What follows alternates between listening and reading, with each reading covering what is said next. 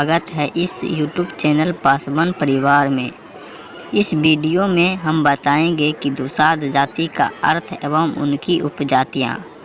अगर इससे पहले आप इस चैनल को सब्सक्राइब नहीं किए हैं तो लाल बटन के सब्सक्राइब आइकन को क्लिक करके सब्सक्राइब कर लीजिए।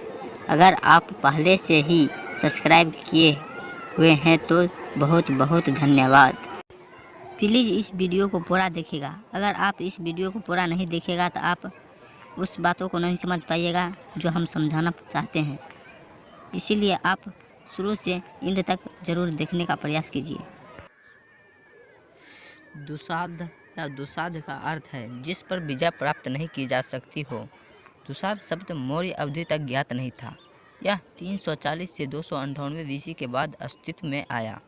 दुसाध सेनापति या सरसेनापति यानी कमांडर कहा जाता था।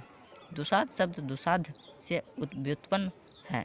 एक वैकल्पिक पासवान भी किया गया है जो फारसी शब्द पासवान जिसका अर्थ है रक्षक गर्जियन से ली गई है।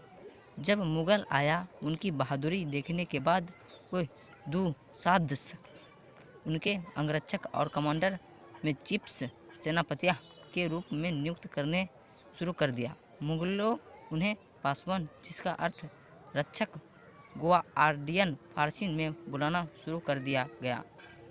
बाद में पासवान बन गया।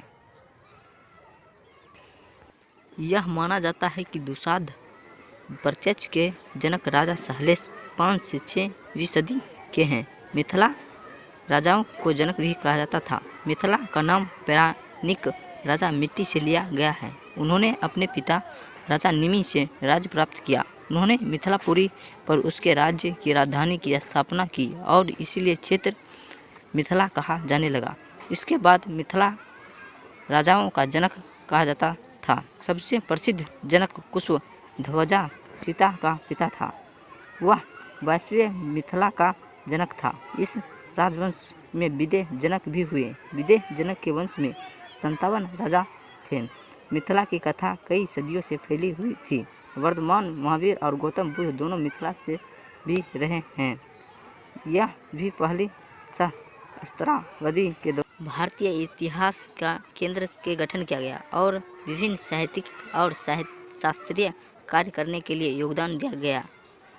मिथिला के सबसे महत्वपूर्ण संदर्भ हिंदू महाकाव्य रामायण, जहाँ भगवान राम की पत्नी सीता का उल्लेख है। राजा जनक जो मिथिला के जनकपुर नेपाल के राजा थे।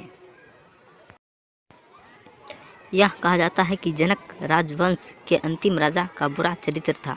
वह आचार्यों के नेतृत्व के तहत जनता द्वारा तख्ता पलटा। इसके बाद मिथिला सैकड़ों वर्षों के लिए बिना राजा का रहा। राजा के बजाय एक लोकतांत्रिक प्रणाली का पालन किया जाने लगा। शासक लोगों द्वारा चुने जाने लगे और फैसले में एक सामूहिक तरीका अपना लिया गया। वास्तव में मिथिला नेपाल में विश्व का पहला लोकतंत्र के रूप में देखा जा सकता है। यह कई शताब्दी इसके बाद कई राजवंशों जैसे वजी संघ, लिच्छवी, शेषुनाग, नंदा, मौर्य, शुंगा, कांत, गुप्ता, वर्धन आदि वहां शासन किया। जब जयवर्धन राजा सहलेश राजा बने वे 5 से 6वीं शताब्दी तक थे। वह महिसोथा सिराहा नेपाल में अपनी राजधानी बनाया। उन्होंने कई बार इस क्षेत्र को तिब्बतियों द्वारा हमलों से बचाया। इसीलिए उन्हें स्थानीय भाषा में सहलेश कहा जाने लगा। सहलेश का मतलब पहाड़ों का राजा कहा जाने लगा। किंवदंतियों जो भी हो दुसाध किंवदंतियों से भरी पड़ी है, मगर वर्तमान समय में हमें बाबा साहब के विचारों को अपनाकर आगे बढ़ना है। जय भीम, जय भारत।